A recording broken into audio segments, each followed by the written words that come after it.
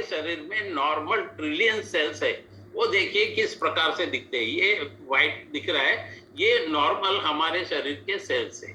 Okay, जब ये free radical के इसमें आते हैं, ऑक्सीडेटिव स्ट्रेस जब प्रोसेस होने के बाद में एनर्जी का डेवलपमेंट होता है, तो कुछ अनवांटेड चीजें यहाँ पर ब्रेक होकर के इस रूप में यहाँ पर पहुंच जाती है, जो कि हमारे फ्री रेडिकल्स जो है उसको अट्रैक्ट करते हैं। तो फ्री रेडिकल्स उसको अटैक करने के बाद में ये लास्ट में जो हम देख रहे हैं, लास्ट का जो डायग्राम, जो इसमें क्या होता है कि ये due to this free radical ये सेल बिल्कुल डैमेज हो गया।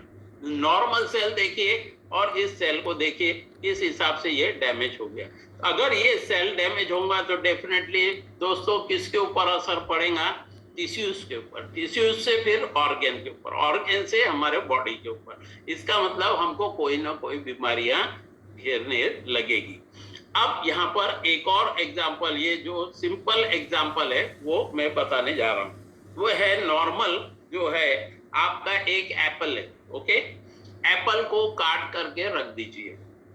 जब आप उस एप्पल को काटेंगे तो वो एकदम फ्रेश दिखेगा। ओके, अब इसको फ्रेश दिखेगा क्योंकि उस एप्पल के अंदर में जो सेल्स है वो नॉर्मल है करके हम मानेंगे। ओके, जैसे कि नीचे दोनों डायग्राम को आप कॉन्जुगेट कीजिए। उसी प्रकार से जब वो एप्पल, कट किया हुआ एप्पल हमने कुछ देर रख दिया तो उसमें क्या होगा, जो एटमॉस्फेयर से वगैरह आ रहे तो उसके फ्री रेडिकल्स जो है वो एब्सॉर्ब करेंगे, वो अपने तरफ खींचेगा। तो डेफिनेटली वहां पर क्या हो रहा है, जब फ्री रेडिकल्स अगर वो खींच रहा है तो ऑक्सीडेटिव स्ट्रेस का निर्माण हो रहा है और उसका देखिए कलर चेंज होते जा रहा है। यहाँ नीचे में भी हम देख सकते हैं कि जो फ्री रेडिकल्स जो है वो सेल को अटैक करने के बाद जो एक सर्कुलर फॉर्म में था वो आप डिस्टर्ब हो गया, कुछ जिगजैग होने लगा। और उसी प्रकार से जब ये ऑक्सीडेटिव स्ट्रेस होने के बाद में जब कंप्लीट टोटल उसमें फ्री रेडिकल्स घुस जाते हैं और वो हावी हो जाते हैं, तो लास्ट पोजीशन जो है वो सेल्स की और लास्ट पोजीशन जो है वो एप्पल की हो जाती है। तो ये आप घर में भी प्रैक्टिकल करके देख सकते हैं। अब ये ऑक्सीडेटिव स्ट्रेस क्या है इसके बारे में थोड़ा और मैं यहाँ डिटेल में बताने की कोशिश करूंगा। तो ऑक्सीडेटिव स्ट्रेस जो है ये वो कंडीशन है जो हमारे रेडिकल्स को और ये ऑक्सीडेंस डिफेंस को क्रिएट करता है, यानी कि उनके बीच में जो ये इलेक्ट्रॉन्स का लेना देना जो प्रोसेस हो रहा है उसमें ये एक्टिव रहा तो ऑक्सीडेटिव स्ट्रेस होता है।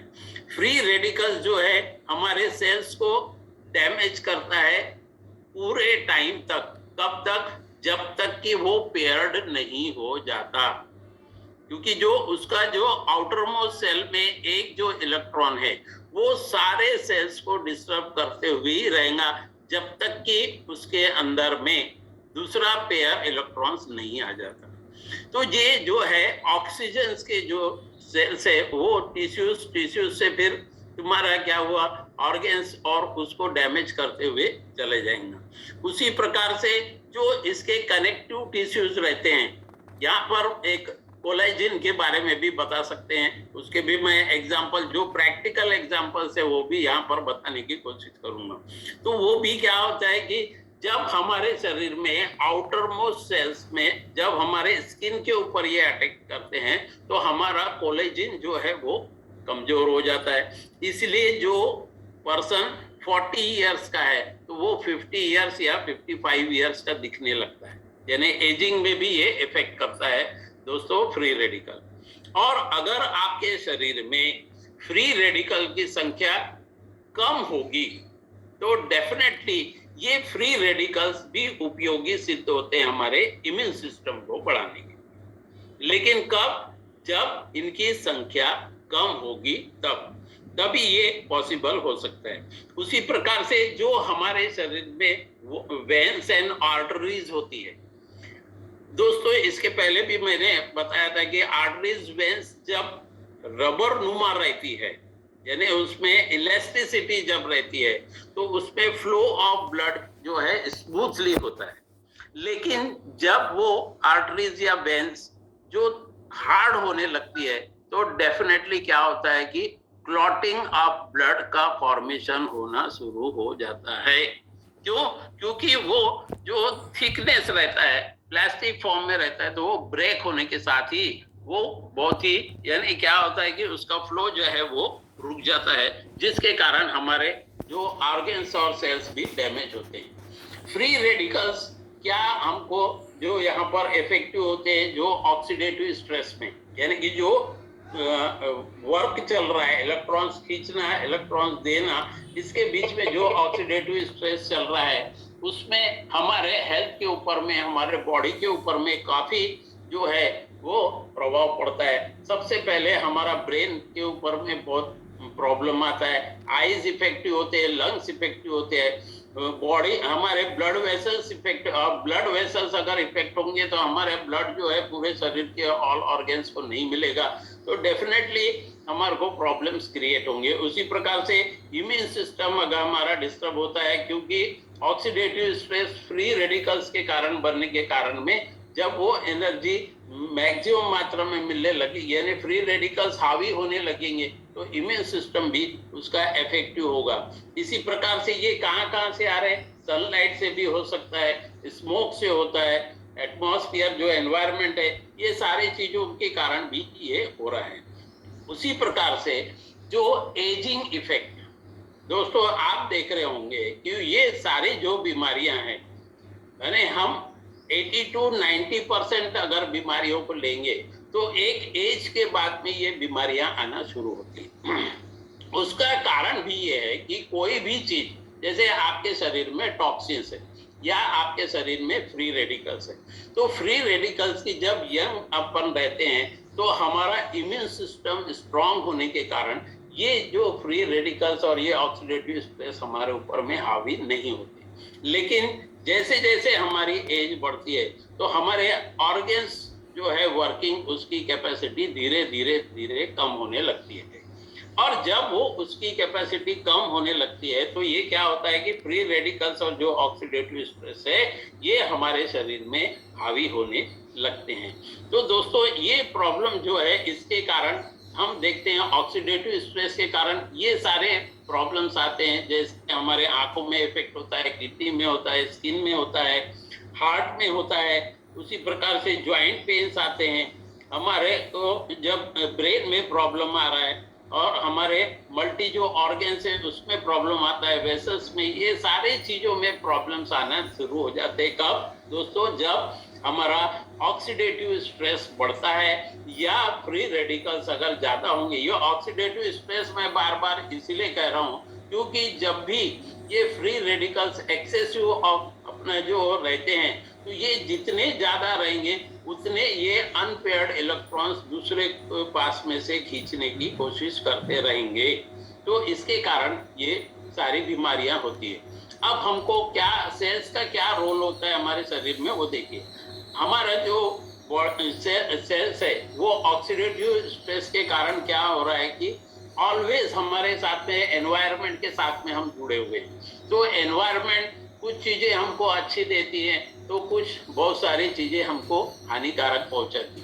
उसी प्रकार से अगर हम बहुत दिनों तक अगर एक ऑक्सीडेटिव स्ट्रेस से अगर लीड रहेंगे तो हमारे सेल्स के प्रोडक्शन को भी ये डैमेज करेंगे और हमारे शरीर में टॉक्सिन्स जो है, वेस्ट जो है वो जमा होते रहेंगे। इसी प्रकार से हम एजिंग के इसमें भी देखेंगे तो हमारे सेल्स एंड टिश्यूज जो है वो भी कमजोर होते हैं और उसके कारण क्या होता है, फ्री रेडिकल्स हमारे शरीर में हैवी होते जाते हैं। अब यहाँ पर देखिए ये चेंजेस क्या होते हैं, आप ये चेंजेस भी प्रैक्टिकली देख सकते हैं। जो जस्ट बॉर्न बेबीज रहते हैं उनकी स्किन को देखिए आप, कितना स्मूथ रहती है। जैसे जैसे एजिंग की उनके एज बढ़ते जाता है तो वो स्किन की थिकनेस बढ़ते जाती है, यानी वो थोड़ा सा हार्ड टाइप के होते जाते हैं, ये हम उसको देखते हैं। क्लियर? उसी प्रकार से एक और एग्जांपल जो है एड़ियों का फटना। हम बहुत सारी महिलाएं हैं, पुरुष ये मानते हैं कि जब भी हमारी एड़ियां फटती है तो हम क्या करते हैं, वैसलीन वगैरह लगा देते हैं। तो दोस्तों इसमें भी महत्वपूर्ण जो रोल है, वो क्रैक क्यों आ रहा है, क्योंकि ऑक्सीडेटिव स्ट्रेस के कारण हो रहा है। जो ऑक्सीडेटिव स्ट्रेस डस्ट पार्टिकल्स के कारण आपके एड़ी में, क्योंकि आप जब चल रहे हैं तो डस्ट जो पार्टिकल्स है वो अटैक करते हैं आपके आउटर स्किन लेयर्स को, और ये आउटर लेयर स्किन को अटैक करने के बाद ऑक्सीडेटिव स्ट्रेस बढ़ते हैं और हेयर क्रैक्स आते हैं, यानी कि आपके जो एड़ी में है वो क्रैक्स आने शुरू होते हैं।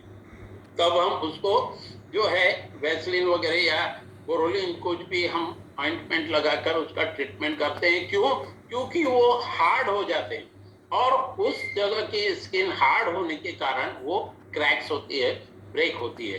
तो ये दोस्तों हम प्रैक्टिकल भी ये सब चीजें देखते हैं, तो क्या हो रहा है कि अगर ये चीज हमारे एड़ियों पर आ रही है, क्रैक्स हमको दिख रहे हैं, तो ये आउटर सेल यानी जो हमको दिख रही है, लेकिन यही चीज अगर हमारे शरीर के अंदर में ट्रिलियंस ऑफ सेल्स से होगी तो क्या होगा, सेम चीज होगी। क्योंकि वहां पर भी हेयर क्रैक्स जैसे आएंगे, एड़ी में जैसे क्रैक आ रहे वैसे वहां पर भी क्रैक्स आएंगे, और अगर क्रैक्स आएंगे तो क्या होगा, जो फ्लो ऑफ ब्लड हमारा स्मूथली शरीर में जाना है वो थम जाएगा या रुक जाएगा, या क्लॉटिंग जो है वो फॉर्मेशन होंगी। तो जिस हिसाब से मैंने यहाँ पर एडी का एग्जांपल इसलिए बताया क्योंकि काफी महिलाएं और पुरुषों को ये प्रॉब्लम्स होती है, जो एड़ियां पटना का बोलते हैं अपन। तो यहाँ पर देखिए कि जो हमारे शरीर में सेल की जो ब्रोकन रहता है वो टॉक्सिसिटी कैसी होती है। देखिए एक नॉर्मल सेल है और दूसरा नॉर्मल सेल के कारण ये हमारे जो इनसाइड में, अगर इनसाइड की बात कर रहे हैं तो क्या हो रहा है कि जब ये हमारा टॉक्सिन्स जा रहा है तो वो ऑर्गेन्स में जा रहा है, टिश्यूज, सेल से बना है टिश्यूज, टिश्यूज से बना ऑर्गेन, ऑर्गेन से हमारा टोटल सिस्टम है, और टोटल सिस्टम से टोटल ऑर्गेनिज्म। यहाँ पर अनहेल्दी सेल दिया है और एक हेल्दी सेल दिया है। जब अनहेल्दी सेल में ये ओपनली जो एटमॉस्फेयर, रेडिएशन, मेडिसिन, ये सारे चीजों से अट्रैक्ट करता है तो सेल्स का जो डैमेज पॉसिबल होता है। अगर सेल्स डैमेज हुआ तो टिश्यूज डैमेज होंगे, टिश्यूज डैमेज होगा तो ऑर्गन डैमेज होंगे, ऑर्गन डैमेज हुआ तो ऑर्गन सिस्टम डैमेज होगा, और सिस्टम अगर डैमेज होता है तो दोस्तों हमको कई बीमारियों का सामना करना पड़ सकता है। अब ऑक्सीडेटिव स्ट्रेस के कुछ एग्जांपल्स यहाँ बता सकता हूँ।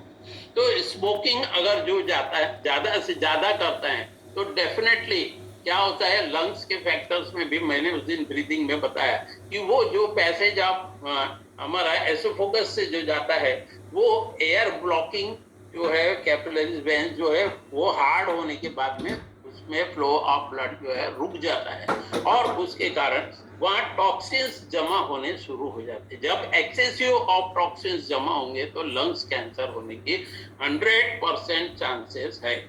उसी प्रकार से हम वाइन पीते हैं, ड्रिंक करते हैं, तो डेफिनेटली इसका जो स्टोरेज है हमारे लीवर को डैमेज कर सकता है। अगर आपकी नींद बराबर नहीं हो रही है, प्रॉपर नहीं हो रही, एक दिन, 2 दिन, 4 दिन की बात अलग है। अगर लगातार आपके हमारा जो स्लीप हम बोलते हैं 7 to 8 आवर्स, अगर वो नहीं हो पाती तो डेफिनेटली इंसोमिनिया का प्रॉब्लम आ सकता है। उसी प्रकार से हम अगर प्रोसेस्ड फूड खाते हैं, तले हुए या डेड फूड वगैरह खाते हैं तो ओबेसिटी होता है, और अनहेल्दी फूड खाए तो डाइजेशन डिसऑर्डर होता है। इसी प्रकार से जो पॉल्यूशन है, जो डस्ट है, इनसे क्या होता है, कुछ लोगों को एलर्जीज होती है। देखिए कभी हम घर में ही जाले वाले पोंछते हैं या झाड़ू लगाते हैं तो वो डस्ट अगर नाक में जाती है तो लगातार छींकें आती है कि नहीं, ऐसा कई लोगों के साथ में होता है। तो वो क्या होता है कि डस्ट एलर्जी का प्रॉब्लम है, क्योंकि उसमें जो डस्ट के द्वारा फ्री रेडिकल्स आपके शरीर में इतने ज्यादा जा रहे हैं, जो ऑक्सीडेटिव स्ट्रेस इतना बढ़ रहा है कि वो टॉक्सिसिटी जो क्रिएट कर रहा है हमारे नेजल कैविटीज में, और वो बार बार छींके आ रही है।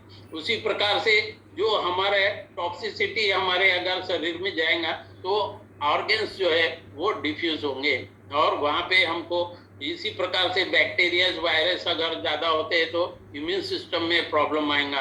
रेडिएशन का जो है प्रॉब्लम, मेडिसिन है, ये सारे प्रॉब्लम्स हमारे शरीर में क्रिएट होते हैं। क्या हम इस फ्री रेडिकल्स को